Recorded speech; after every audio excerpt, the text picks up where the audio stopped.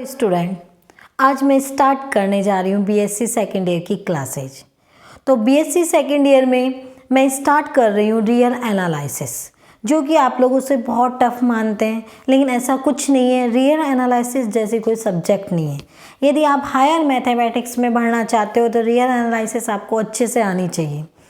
वो तो बात हुई दूर की, लेकिन अभी टाइम है एग्ज़ाम का, और एग्ज़ाम कभी भी हो सकती है, मतलब मे बी अप्रैल लास्ट में और मई के फर्स्ट वीक में।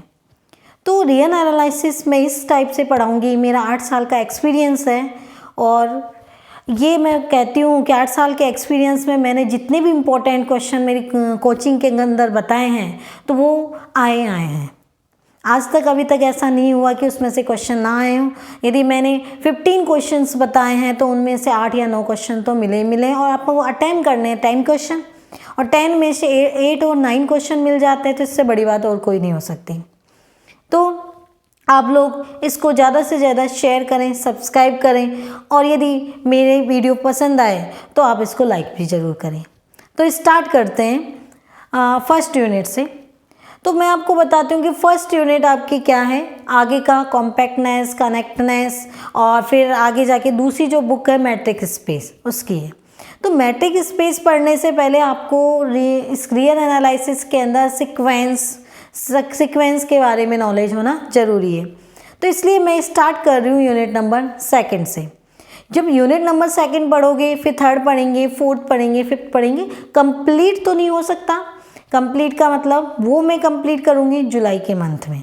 कंप्लीट का मतलब हर क्वेश्चन, हर टॉपिक उसके साथ में। लेकिन यहाँ पे मैं बताऊँगी मोस्ट इम्पोर्टेंट, जो कि आपके लिए बेनिफिशियल रहेगा, किसके लिए, एग्ज़ाम के पर्पज़ से। और तो यही तो चाहिए आपको कि ज़्यादा से ज़्यादा, कम से कम तो पढ़ना पड़े और अपन को पूरा का पूरा मिल जाए। तो आई होप आप इस चीज़ को समझोगे और पढ़ोगे। तो देखते हैं। तो यहाँ पे देखिए, मैं स्टार्ट करना चाह रही हूँ यूनिट नंबर 2, और यूनिट नंबर 2 के अंदर मैं स्टार्ट कर रही हूँ सीक्वेंस। तो सीक्वेंस पढ़ने से पहले मैं आपको कुछ बेसिक चीज़ बताऊँगी। बेसिक का मतलब कुछ आपको डेफिनेशंस बताऊँगी। डेफिनेशन कौन सी? डेफिनेशन बताऊँगी सीक्वेंस की। तो उससे पहले मैं बताऊँगी आपको नेबरहुड का मतलब प्रतिवेश। उसके बाद में अपन पढ़ेंगे लिमिट पॉइंट, मतलब यहाँ पे सीमा बिंदु क्या होता है। तो ये सारी चीज़ें पढ़ते हुए फिर अपन अप्रोच करेंगे कहाँ पे, सीक्वेंस की तरफ, मतलब सीक्वेंस का मतलब अनुक्रम की तरफ। ठीक है, तो इस बिना टाइम खराब किए स्टार्ट करते हैं। नेबरहुड, प्रतिवेश।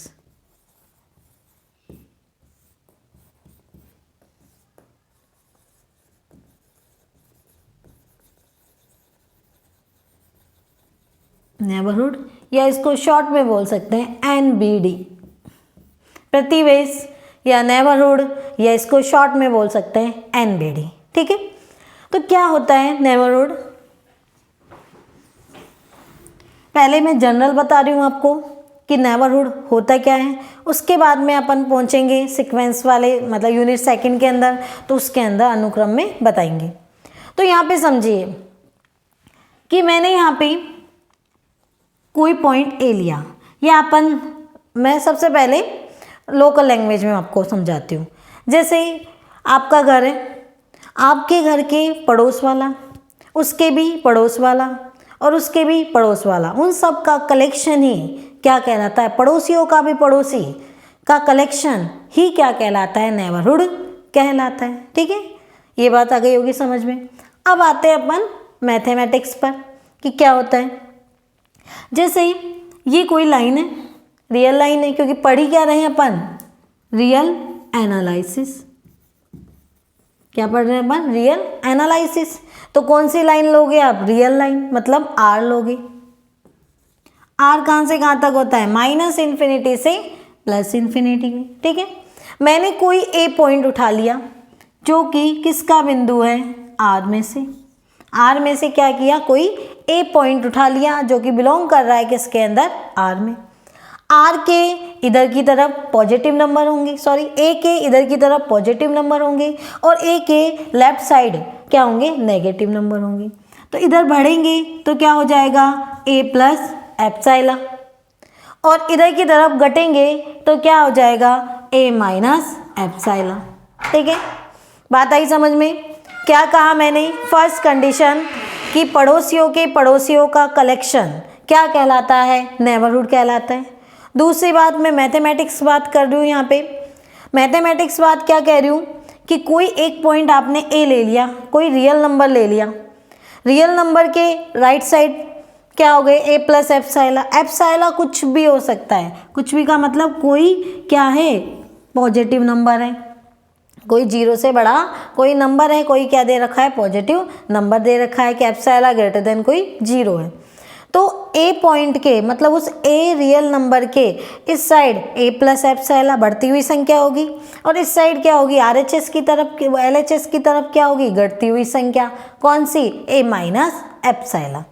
तो इनका जो कलेक्शन होगा ए माइनस का एप्सिलॉन और ए प्लस एप्सिलॉन, ये क्या कहलाता है, इस रियल नंबर ए का नेबरहुड कहलाता है। नेबरहुड हो गया पड़ोसियों का पड़ोसी।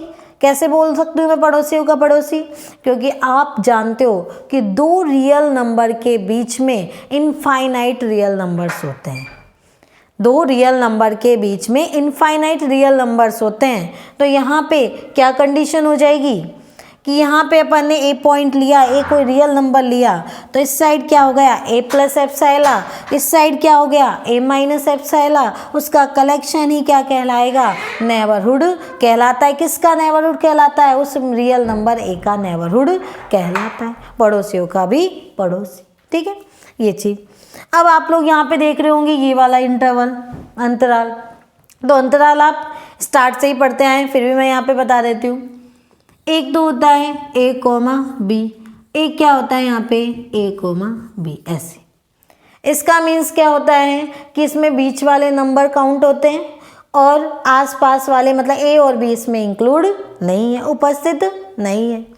इसमें क्या है, आसपास वाले मतलब इसके ए और बी के बीच वाले नंबर तो आएंगे ही आएंगे, साथ में अगल बगल वाला ए और बी भी इसमें इंक्लूड है, इसमें विद्यमान है। तो इसको तो कौन सा अंतराल बोलते हैं अपन, ओपन इंटरवल। ओपन या इसको क्या बोलते हैं, विवत अंतराल। इसको कौन सा अंतराल बोलते हैं, क्लोज इंटरवल। क्लोज इंटरवल का मतलब क्या हो जाएगा, ये संवद्ध अंतराल।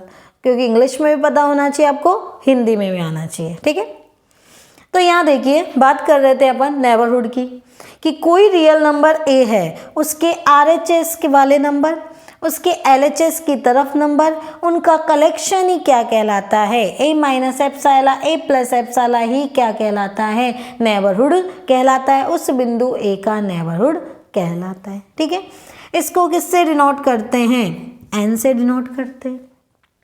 और यहाँ पे क्या नंबर दे रखा है, एप्सिलॉन लिया हुआ है। एप्सिलॉन क्या है, कोई भी पॉजिटिव नंबर है। एप्सिलॉन क्या है, ग्रेटर देन जीरो कंडीशन है। तो किस पर है पॉइंट, एप्सिलॉन किस बिंदु का निकाल रहे हैं, ए का। यहाँ पे कौन से किधर साइड में पॉइंट ले रहे हैं, एप्सिलॉन वाला बिंदु ले रहे हैं, तो एप्सिलॉन सफिक्स में किस रियल नंबर किसका निकाल रहे हैं आप, ए का, तो उसको इस तरह से तो एन एप्सिलॉन ए से डिनोट करते हैं। तो ये क्या कहलाता है, नेबरहुड या प्रतिवेश कहलाता है, किसी बिंदु का नेबरहुड या प्रतिवेश। अब होता है एक डिलीटेड। डिलीटेड का मतलब निष्कासित प्रतिवेश। निष्कासित नाम से ही पता चल रहा है, निष्कासित करना मतलब बाहर निकालना। किसको बाहर निकालना, जिसका आप नेबरहुड निकाल रहे हो। किसका नेबरहुड निकाल रहे हो, ए बिंदु का। यदि मैं इसमें से क्या कर दूं, यदि ए माइनस एप्सिलॉन ए प्लस एप्सिलॉन में से क्या घटा दूं, ए पॉइंट को हटा दूं, तो वो क्या कहलाए, इसको किससे डिनोट करेंगे, डैश से। तो वो कौन सा नेबरहुड कहलाता है, कौन सा प्रतिवेश कहलाता है, डिलीटेड नेबरहुड या निष्कासित प्रतिवेश कहलाता है। तो आप तो नॉर्मल समझिए कि कोई रियल नंबर है, रियल नंबर के आसपास का जितने भी पॉइंट दे रखे हैं, आसपास का मतलब एलएचएस साइड भी और आरएचएस साइड, उनका जो कलेक्शन होगा वही क्या कहलाता है, नेबरहुड या प्रतिवेश कहलाता है। या आप अपनी लोकल लैंग्वेज में बोल सकते हैं कि आपका घर जहाँ है उसके पड़ोसियों के भी पड़ोसी, मतलब पूरा आपका की कॉलोनी ही क्या कहलाएगी, नेबरहुड कहलाती है। क्लियर, ठीक है, ये चीज़ हो।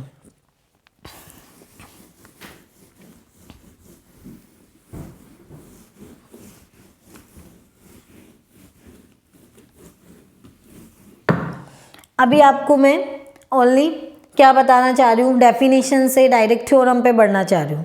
तो यहाँ पे मैं डिटेल से नहीं बता सकती, नहीं तो नेबरहुड के अंदर आपके 3 या 4 वीडियो बन जाएंगे, ठीक है। तो अभी इस टाइम पे मुझे बताना है आपको, मेन पर्पज मेरा यही है कि आपके पेपर क्लियर होना चाहिए, किसी का डू नहीं रहना चाहिए, जो भी देख रहा है वो सही से क्रैक कर सके उसको, ठीक है।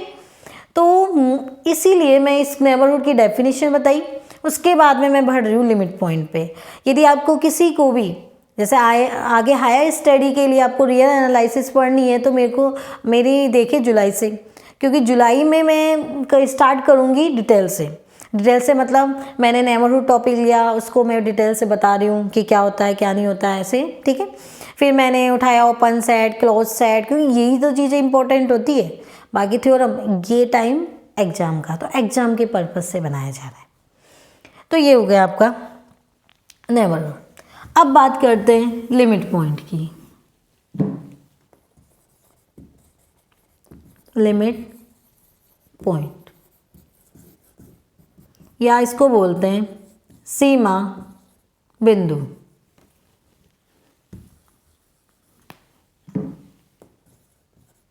सीमा बिंदु या लिमिट पॉइंट, ठीक है।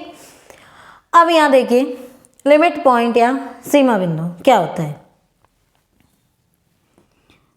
नॉर्मल समझिए, ये आपके कोई रियल लाइन है जो कि कहाँ से कहाँ तक होती है, -∞ से +∞, मतलब ये R है, ठीक है।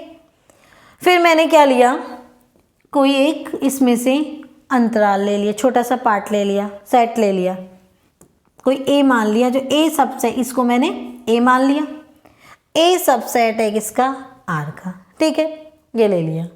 अब यहाँ पे एक पॉइंट A उठाया, एक पॉइंट A कौन सा उठाया, रियल नंबर R, कोई रियल नंबर A उठाया, ठीक है, माना सपोज रियल नंबर कहाँ पर है, यहाँ पर है। तो A जो है आपका एलिमेंट A जो है, रियल नंबर जो A है वो सेट A का, real number A set A का क्या कहलाता है, लिमिट पॉइंट कहलाता है। यदि A के नेबरहुड में, A का नेबरहुड क्या हो जाएगा, A minus epsilon, A plus epsilon. A के नेबरहुड में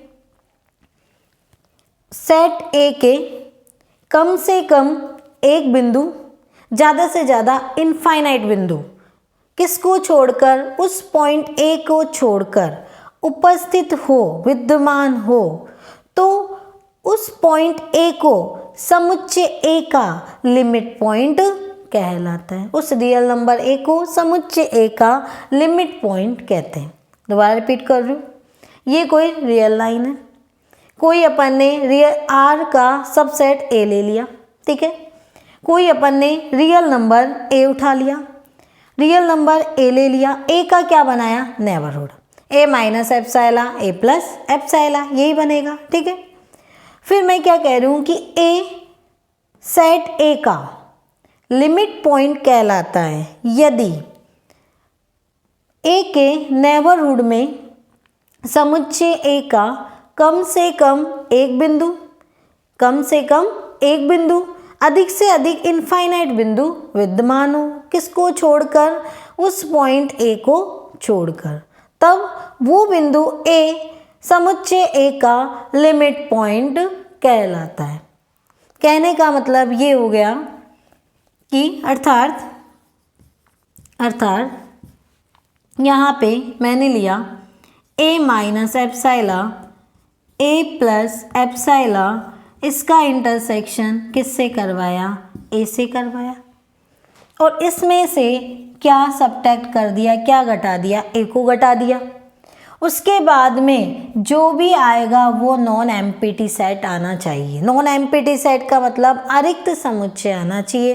कहने का मीन्स कम से कम A सेट का इस नेबरहुड में कम से कम एक पॉइंट, तो A के अलावा कम से कम एक पॉइंट तो क्या होना चाहिए, कॉमन होना चाहिए। यदि ऐसा हुआ तो उस A पॉइंट को समुच्चय A का लिमिट पॉइंट कहते हैं। क्लियर सबको? कहने का मीन्स नेबरहुड का इंटरसेक्शन A से किया, उसको सब्ट्रैक्ट किया, इज नॉट इक्वल टू 5, ठीक है, ये कंडीशन। एक बार दोबारा रिपीट कर रही हूँ, समझिए कि अपन ने कोई क्या ले ली, रियल लाइन आर ले लिया, उसका एक सबसेट कैपिटल ए ले लिया, ए सबसेट है आर का। कोई बिंदु, कोई रियल नंबर ए लिया, वो किसका, उस सेट का, जो कि अपन ने सबसेट लिया है, उसका लिमिट पॉइंट कहलाता है यदि ए के अलावा ए के नेबरहुड में समुच्चय ए के साथ में एक ए का कोई ना कोई एक अवयव और अधिक से अधिक इनफाइनाइट नंबर क्या हो, उपस्थित हो। कहने का मीन्स क्या हो गया कि यदि ए के नेबरहुड का समुच्चय ए के साथ में इंटरसेक्शन करवाएं और उसमें से ए को घटा दें तो वो क्या आना चाहिए, नॉन एम्प्टी सेट आना चाहिए, मतलब इज नॉट इक्वल्स टू क्या है, फाई आए, तब उस ए पॉइंट को समुच्चय ए का लिमिट पॉइंट कहते हैं। क्लियर सबको ये कंडीशन। और अपन इसको क्या लिख सकते हैं हम लोग, यहाँ पे लिखा जा सकता है मोड में, यहाँ पे कुछ भी ले लिए, जैसे मैंने यहाँ पे ले लिया A N minus एप्साइला, A N minus A less than एप्साइला। इसको क्या लिख सकते हैं, A N minus A less than एप्साइला, कुछ भी कंडीशन। चलो आप इसको यहाँ पे अभी छोड़ दीजिए, अपन सीक्वेंस में देखेंगे, किसमें देखेंगे, सीक्वेंस के अंदर आपको ये डिटेल से बताऊंगी। तो ये हो गए आपके लिमिट पॉइंट की डेफिनेशन, ठीक है। तो मैंने आपको नेबरहुड बता दिया, लिमिट पॉइंट की डेफिनेशन बता दी, ठीक है। अब हम स्टार्ट करते हैं लिमिट पॉइंट, स्टार्ट करते हैं। चैप्टर निकाल लीजिए आप, आपके है चैप्टर नंबर 3 रियल सीक्वेंस। क्या है चैप्टर नंबर 3 रियल सीक्वेंस। चलो यहाँ पे भी देख लो एक बार वही कंडीशन कि जैसे मैंने यहाँ पे इसको कैसे लिख सकते हैं, या x माइनस का a लेस देन एप्साइला। क्या लिख सकते हैं मोड में, x माइनस एक्स ले लो, चाहे ए एन ले लो, कुछ भी नंबर ले सकते हैं अपन, वो जो ए एन डिपेंड करेगा इसमें, x माइनस का a लेस देन एप्साइला। मोड को कैसे खोला जाता है वो देखिए,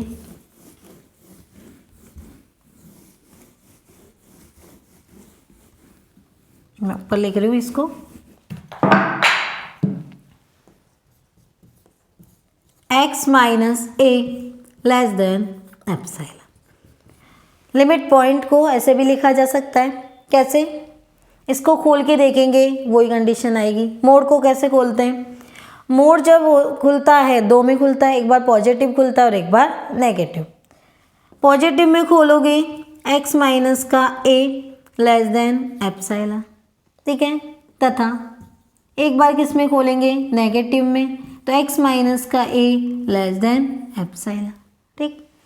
फिर क्या हो जाएगा, इससे क्या आ जाएगा, x इधर रहने दो, लेस देन, दोनों तरफ क्या जोड़ दो, a, तो यहाँ से तो कट जाएगा, क्या आ जाएगा, a प्लस एप्साइला, तथा यहाँ पे माइनस है, और आप लोगों ने पढ़ा है जब दोनों किसी भी असमीका को माइनस से मल्टीप्लाई करते हैं तो असमीका का चिन्ह चेंज हो जाता है।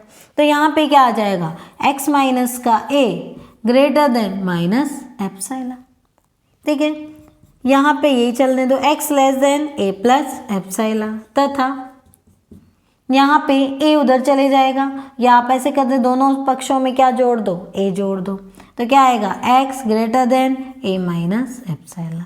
अब इन दोनों को एक साथ कैसे लिख सकते हैं, बीच में x है, ये तो क्या बोल रहा है कि x छोटा है किससे, a प्लस एप्साइला से, और ये क्या कह रहा है, x बड़ा है किससे, a माइनस एप्साइला से। तो ये किसकी कंडीशन हो गई, ओपन इंटरवल की। ओपन इंटरवल का मतलब विवत अंतराल। देखो विवत अंतराल कैसे लिखते हैं, ए और बी, ये कोई विवत अंतराल है। जब इसको आप खोल के लिखते हो तो कैसे लिखा जाता है कि बीच में x का मतलब क्या होगा, इसके बीच में जितने भी नंबर्स है वो, ठीक है। ये क्या हो जाएगा, जो x है बीच वाले नंबर है वो किससे छोटे होंगे, b से छोटे होंगे, और किससे बड़े होंगे, a से बड़े होंगे। तो विवत अंतराल को इस तरह से खोल के लिखते हैं। तो ये और इसका कंपैरिजन कर लो, क्या आ रहा है, विवत अंतराल आ रहा है। विवत अंतराल आ रहा है तो कैसे लिख दोगे, a माइनस एप्साइला और a प्लस एप्साइला। तो नेबरहुड बन गया इसका, ठीक है, ये कंडीशन होती है। अब देखिए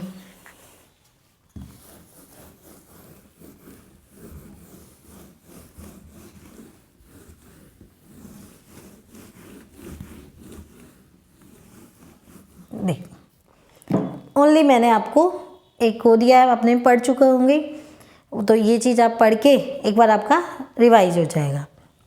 तो यहाँ पे देखिए यूनिट नंबर सेकंड, सीक्वेंस, या इसे बोलते हैं अनुक्रम। सीक्वेंस या क्या बोलते हैं इसको, अनुक्रम। अनुक्रम का मतलब क्या होता है, क्रम के अनुसार चलना ही क्या कहलाता है, अनुक्रम कहलाता है, ठीक है। अब यहाँ पे देखो क्या डेफिनेशन होती है कि कोई फलन f प्राकृत संख्याओं के समुच्चय n से किसी अरिक्त समुच्चय a पर परिभाषित हो तो ऐसा फलन क्या कहलाता है, अनुक्रम कहलाता है, ठीक है। क्या हो जाएगा कि ऐसा फलन, यदि आपको फलन की डेफिनेशन वगैरह देखनी है तो आप मेरी फर्स्ट वीडियो के अंदर देख लेना, बीएससी थर्ड ईयर के अंदर मैंने फर्स्ट वीडियो में दिखा रखी है। बाकी ज़्यादा डिटेल से अभी ज़रूरत नहीं है आपको, फंक्शन क्या होता है क्या नहीं होता है, क्योंकि अभी एग्ज़ाम का टाइम है और एग्ज़ाम के टाइम में ओनली फोकस करना है जो चीज़ आ रही है। हायर स्टडी करने के लिए फाइनल ईयर में आप रियल एनालिसिस पढ़ लेना ढंग से अच्छे से, ठीक है। तो यहाँ पे अनुक्रम, क्रम के अनुसार, क्रम के अनुसार चलना ही क्या कहलाता है, सीक्वेंस कहलाता है। तो कोई फलन f प्राकृत संख्या, n क्या होता है, प्राकृत संख्या, प्राकृत संख्या का मतलब क्या होता है, 1 2 3 डॉट डॉट डॉट, ये क्या कहलाती है, नेचुरल नंबर, मतलब प्राकृत संख्या। कि कोई फलन f प्राकृत संख्याओं के समुच्चय n से किसी अरिक्त समुच्चय a पर परिभाषित हो तो ऐसा फलन अनुक्रम कहलाता है। या शॉर्ट में मैं बोलूँ तो क्या हो जाएगा, क्रम के अनुसार चलना ही क्या कहलाता है, अनुक्रम कहलाता है, ठीक है। अब देखिए हमेशा ध्यान रखना, आप कोई भी सब्जेक्ट पढ़ते हो, स्पेशली मैं तो मेरे मैथ्स की बता रही हूँ, कि हर चीज़ का कोई ना कोई रीज़न होता है, मतलब हर कंसेप्ट, मतलब आप कोई भी टॉपिक पढ़ते हो तो वो क्यों आ रहा है, कैसे आ रहा है, उसका कुछ ना कुछ रीज़न होता है। यदि आपसे कोई कह रहा है कि नहीं ऐसा ही होता है तो वो नहीं है। हर क्वेश्चन के पीछे कि ये ऐसा हो रहा है तो क्यों हो रहा है, हमेशा दिमाग में ध्यान रखो। क्यों चीज़ यदि आपके आ जाती है ना तो समझ लो आप सक्सेस हो जाओगे। तो यहाँ पे देखो, यदि मैं यही चीज़ पूछती हूँ तो यहाँ पर एन ही क्यों आता है, मैंने आपको डेफिनेशन बताई कि क्रम के अनुसार चलना ही क्या कहलाता है, अनुक्रम कहलाता है। मैंने फिर क्या डेफिनेशन बताई आपको कि फलन f जो कि प्राकृत संख्याओं के समुच्चय, मतलब ये प्रांत कहलाता है, तो प्रांत इसका हमेशा क्या होगा, n ही होगा, और एक ही जगह कुछ भी आ सकता है, n z q r जो भी है कुछ भी आ सकता है। तो ऐसा फलन जो कि प्राकृत संख्याओं के समुच्चय n से किसी अरिक्त समुच्चय a पर परिभाषित हो तो ऐसा फलन क्या कहलाता है, अनुक्रम या सीक्वेंस कहलाता है, ठीक है। अब आपके दिमाग में बात आनी चाहिए, क्या आनी चाहिए कि n ही क्यों लिया, यहाँ पे नेचुरल नंबर या प्राकृत संख्या n ही क्यों दे रखा है, ठीक है, ये चीज़। तो यहाँ पे देखो, ये चीज़ समझाने से पहले मैं आपको यहाँ पे एक और वो बताती हूँ कि अनुक्रम को लिखते हैं कैसे। लिखा जाता है पहला, फर्स्ट टर्म, पहला पद, फिर यहाँ पे बोलते हैं अपन x2 दूसरा पद, फिर यहाँ पे क्या बोलते हैं तीसरा पद, फिर यहाँ पे क्या बोलते हैं चौथा, डॉट डॉट डॉट, इस तरह से। यहाँ पे मान लें nवा पद, फिर आगे डॉट डॉट। इसको क्या बोलते हैं, प्रथम पद, ये सेकंड पद, यहाँ पे थर्ड, मतलब प्रथम पद, द्वितीय पद, तृतीय पद, इसको क्या बोलते हो आप, nवा पद, ठीक है।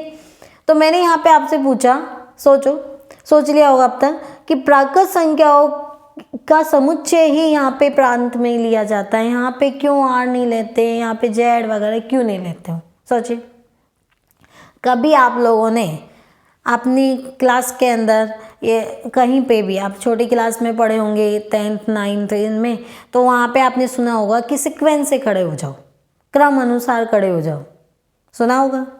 और दूसरी बात आपको ये कहते हैं कि पहला रोल नंबर आ जाओ, दूसरा रोल नंबर आ जाओ, तीसरा रोल नंबर आ, ऐसे कभी आपने ये देखा है माइनस वाला रोल नंबर आ जाओ, -2 वाला आ जाओ, 0 रोल नंबर है वो आ जाओ, कभी देखा है? नहीं ना। तो वही रीज़न है इसका कि एक नंबर नेचुरल नंबर n ऐसा है जो कि कहाँ से स्टार्ट होता है, 1 से, 1 2 3 4। इसके अंदर कभी भी 1/2 रेशनल नंबर मतलब अपॉन वाले नंबर नहीं होते हैं, या कभी आपने नेगेटिव नंबर नहीं देखे होंगे, कभी भी आपको ऐसे नहीं कहा होगा आधे रोल नंबर वाला खड़ा हो जा, हमेशा पूर्ण नंबर दिखे होंगे, मतलब कहने का मतलब 1 2 3 4 इस तरह से। तो अनुक्रम भी तो यही है, क्रम के अनुसार चलना, पहला पद, दूसरा पद, तीसरा पद, चौथा पद, nवां पद। इसीलिए यहाँ पे हमेशा क्या लिया जाता है, प्राकृत संख्याओं का समुच्चय लेते हैं, ठीक है। फिर यहाँ पे कुछ भी ले सकते हैं। किस तरह से लिखते हैं, इस तरह से लिखा जाता है, या इसको शॉर्ट में क्या लिखा जाता है, xn, n बराबर 1 से कहाँ तक आता है, ये इन्फिनिटी तक, पहला पद, दूसरा पद, तीसरा पद, चौथा पद, क्योंकि हमेशा सीक्वेंस कहाँ तक चलता है, इनफाइनाइट तक। अब बात आती है दूसरी कि इनफाइनाइट तक ही क्यों चलता है भाई, क्लास के अंदर तो 10 स्टूडेंट भी हो सकते हैं, 15 भी हो सकते हैं, 20 भी हो सकते हैं, फाइनाइट, ठीक है। क्यों लिया जाता है इनफाइनाइट? इनफाइनाइट का क्या रीजन है, n प्राकृत संख्याओं का समुच्चय, और प्राकृत संख्याओं का समुच्चय 1 से स्टार्ट होता है और ख़त्म कहाँ पर होता है, जाके इनफाइनाइट पर। इसलिए यहाँ पे हमेशा सीक्वेंस जो अनुक्रम होते हैं उनके पद कहाँ तक जाते हैं, इनफाइनाइट तक जाते हैं। क्लियर सबको, ठीक है। कंसेप्ट क्लियर होना चाहिए, कंसेप्ट नहीं तो आगे जाके यदि किसी ने MSc की और यदि RU राजस्थान यूनिवर्सिटीज़ का फॉर्म भरा डिपार्टमेंट से की तो बहुत दिक्कत आ जाएगी। वहाँ पे ये देख लो आप, यदि आप कोई सी भी एग्ज़ाम देते हो, कोई मतलब सेकंड ग्रेड दी, फर्स्ट ग्रेड दी, या आपने कोई नेट दी, या आपने MSc एंट्रेंस की दी, तो वहाँ से सबसे ज़्यादा क्वेश्चंस रियल्स के पूछे जाते हैं। यहाँ तक कि मेरा मानना ये है कि आप यदि जॉब नहीं लगती है और आप प्राइवेट पढ़ाते हो तो सबसे ज़्यादा वैल्यू रियल की होती है। रियल आनी चाहिए आपको, कि रियल आएगी, बाकी डिफरेंशियल इंटीग्रेशन वगैरह तो नॉर्मल सब्जेक्ट्स हैं तो सबको आती है, तो रियल का कंसेप्ट क्लियर होना चाहिए। देखो कैलकुलेशन करना बहुत ईजी है, लेकिन जो चीज़ आपकी हिंदी में लिखी हुई है उसको आप एक्सप्लेन करो, उसके बारे में समझो कि ऐसे होता है, ऐसे होता है, वैसे होता है, वैसे होता है, तो वो चीज़ समझना ही डिफ़िकल्टी है, ठीक है। तो आगे बढ़ना है तो रियल को अपनी आत्मा के अंदर, अपनी बॉडी में, अपने ब्लड में घुसा लो, जिससे क्या होगा कि सोते जगते रियल आएगी। देखिए चलो हो गई वो तो बातें। तो यहाँ पे क्या हो जाता है अनुक्रम कि फलन है प्राकृत संख्याओं के समुच्चय n से अरिक्त समुच्चय a पर परिभाषित किसी फलन को क्या कहा जाता है, अनुक्रम या सीक्वेंस कहा जाता है। तो x1 पहला पद, x2 दूसरा पद, x3 तीसरा पद, चौथा पद, nवां पद, ये xn कहाँ से, n बराबर 1 से लेकर इन्फिनिट तक। क्लियर सबको, ये होता है सीक्वेंस। अब मैं यहाँ पे क्या ले लूँ, एक ही जगह पर क्या ले लें, R, क्योंकि पढ़ क्या रहे हैं, रियल एनालिसिस मतलब वास्तविक विश्लेषण। तो यहाँ पे इस सेकंड यूनिट के चैप्टर का नाम, थर्ड चैप्टर का नाम ही क्या है, रियल सीक्वेंस। क्या नाम है, रियल सीक्वेंस या वास्तविक अनुक्रम। तो क्या डेफिनेशन हो जाएगी कि कोई फलन f जो कि प्राकृत संख्याओं के समुच्चय n से किसी वास्तविक संख्याओं के समुच्चय r पर परिभाषित हो तो ऐसा अनुक्रम क्या कहलाता है, रियल सीक्वेंस या वास्तविक अनुक्रम कहलाता है। क्लियर सबको, ये चीज वही सेम कंडीशन, प्रथम पद, द्वितीय पद, तृतीय पद वही चलता है सेम। वही वहाँ पे कैसे लिखा जाता है, xn n बराबर 1 से इन्फिनिटी, ये कंडीशन होती है। तो आपको रियल सीक्वेंस समझ में आ गया होगा। उसके आगे आपके स्टार्ट होता है अनुक्रम का परिसर। अनुक्रम का परिसर। तो यहाँ पे देखिए, मैं जैसे एक एग्जाम्पल लेती हूँ या पहले बता देती हूँ। अनुक्रम का परिसर,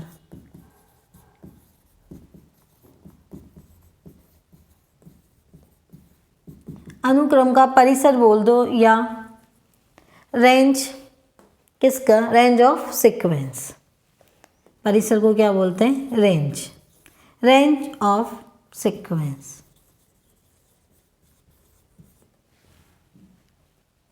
रेंज ऑफ ए सीक्वेंस, अनुक्रम का परिसर या रेंज ऑफ ए सीक्वेंस। ठीक है, तो यहाँ पे रेंज ऑफ ए सीक्वेंस क्या होता है, समझिए कि अनुक्रम के अंदर, सीक्वेंस के अंदर, अनुक्रम के अंदर उपस्थित भिन्न भिन्न पदों का समुच्चय, अनुक्रम के अंदर उपस्थित भिन्न भिन्न पदों का समुच्चय ही क्या कहलाता है? अनुक्रम का परिसर कहलाता है। ठीक है, जैसे एग्जाम्पल क्या बोला मैंने? अनुक्रम के भिन्न भिन्न पदों का समुच्चय, अनुक्रम के भिन्न भिन्न पदों का समुच्चय अनुक्रम का परिसर कहलाता है।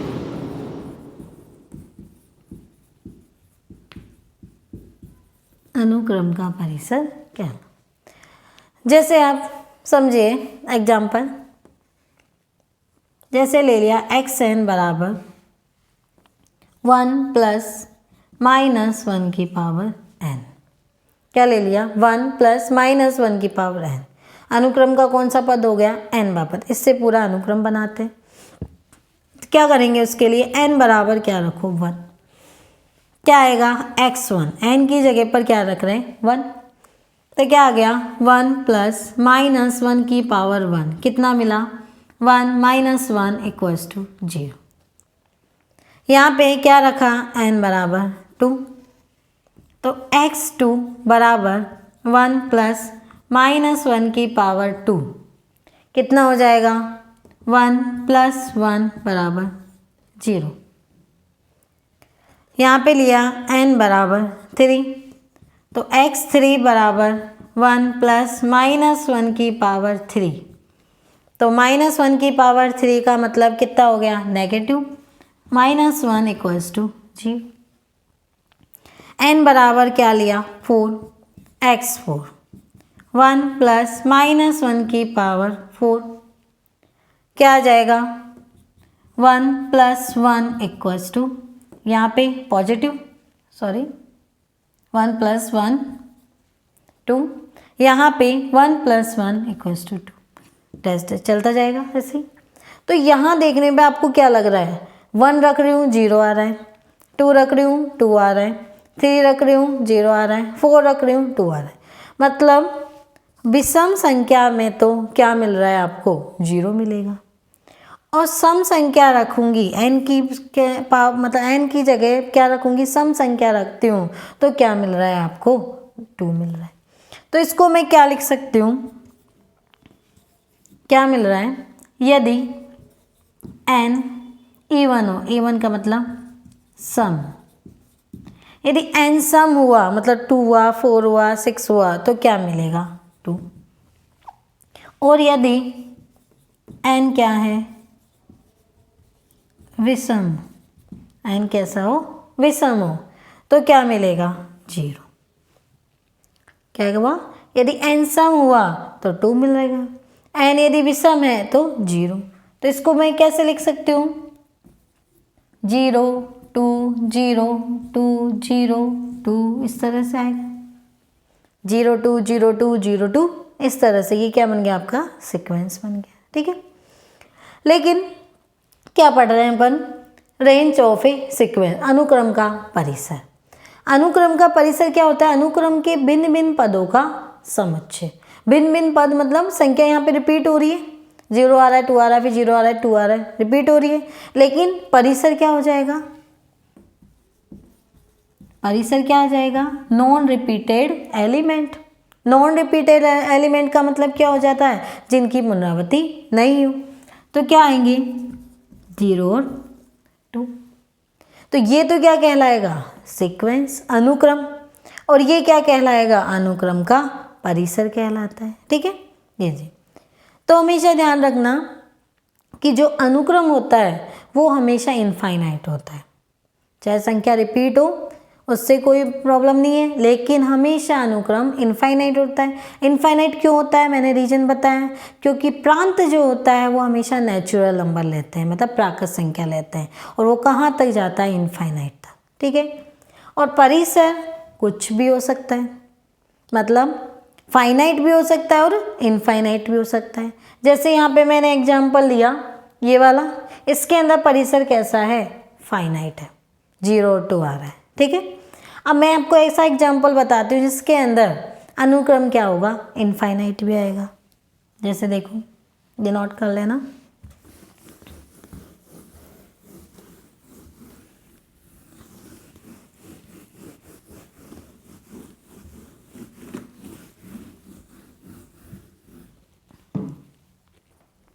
जैसे xn बराबर 1/n, ये लिया मैंने। यहाँ पे क्या करूँ? n बराबर 1 रखा। n बराबर 1 रखेंगे तो क्या होगा? x1 बराबर 1। n बराबर 2 रखा तो x2 बराबर n की जगह पे 1/2। n बराबर 3 रखा तो x3 बराबर 1/3। n बराबर 4 रखा तो कितना आएगा? x4 बराबर 1/4। ऐसे ही चलता जाएगा। तो सेट क्या बन गया आपके पास में? अनुक्रम क्या बन गया?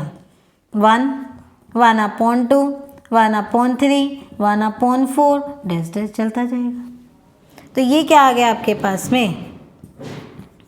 अनुक्रम आ गया। अब देखो, इसके अंदर जितनी भी संख्याएं आएंगी 1/5, 1/6 सब डिफरेंट आएगी, मतलब भिन्न भिन्न आएगी। तो भिन्न भिन्न जो नंबर्स हैं, भिन्न भिन्न जो यहाँ पे एलिमेंट है, उनका कलेक्शन ही क्या कहलाता है? परिसर। ये अनुक्रम बन गया। तो इसका परिसर क्या बनेगा? इसकी रेंज क्या बनेगी? वो भी यही आएगी, 1, 1/2, 1/3, 1/4 डैश डैश डैश। आई बात समझ में? तो क्या बोला मैंने? अनुक्रम क्या होता है? हमेशा इनफाइनाइट होता है। ठीक है, मतलब अपरिमित होता है। और क्या बोलते हैं? परिसर, अनुक्रम का परिसर मे बी और मे नॉट बी, मतलब फाइनाइट भी हो सकता है और इनफाइनाइट भी हो सकता है। ठीक है, क्लियर सबको? तो ये आपके यहाँ पे मैंने इसके बारे में, अनुक्रम के बारे में बताया। तो कल हम पढ़ेंगे, कल हम सब लोग पढ़ेंगे। क्या पढ़ोगे आप? लिमिट की डेफिनेशन बताऊंगी मैं आपको। लिमिट की डेफिनेशन अभी मैंने जनरल बताई थी। अब देखेंगे अनुक्रम के अंदर कि अनुक्रम की लिमिट क्या होती है, लिमिट पॉइंट क्या होती है, दोनों में डिफरेंस क्या होता है। उसमें मैं बताऊंगी आपको नेबरहुड। नेबरहुड क्या होता है? कन्वर्जेंट पढ़ेंगे। कन्वर्जेंट मतलब अभी सारी पढ़ेंगे, अब सारी। ये डेफिनेशन देखते हुए, ये डेफिनेशन बताना ज़रूरी है।